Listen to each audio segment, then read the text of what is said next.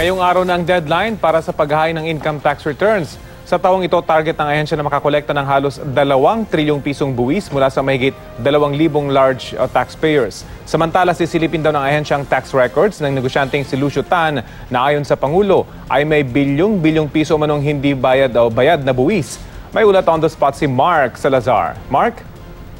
Rafi, ito daw nga kung may tax record ni Lucio Tan dahil hindi raw alam ni BIR Commissioner Cesar Dulay kung saan nakuha ni Pangulong Duterte yung figure na sinasabing more than 30 billion pesos na tax liability ni Lucio Tan. Hindi niya raw nakausap ang Pangulo on the specific case, Rafi, at hindi pa rin daw umabot sa mesa ni Dulay ang kaso ni Tan o sino mang mga large taxpayers.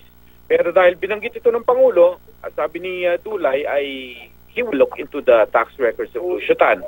At humihingi siya ng konting panahon sa media para balikan niya at mag-update sa kaso na ito. May proseso raw kasi na sinusunod ang tax reviews.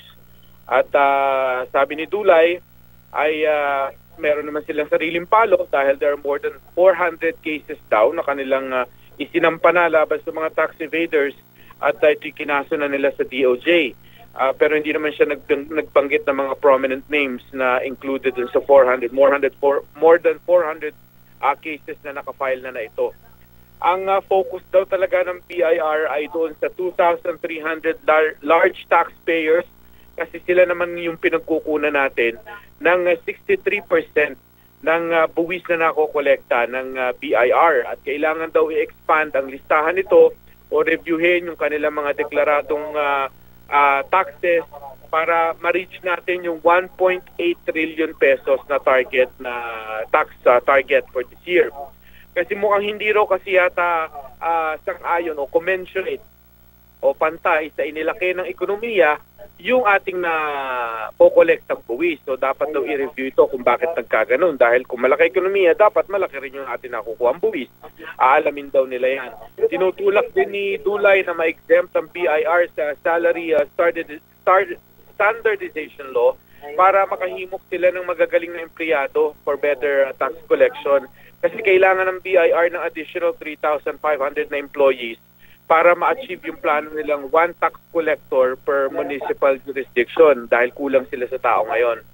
Nag-iikot si Dulay sa mga regional offices ng BIR sa Metro Manila para i-highlight din, ipaalala na today with no extension ang last day na ng filing ng ITR at pagbabawas ng buwis.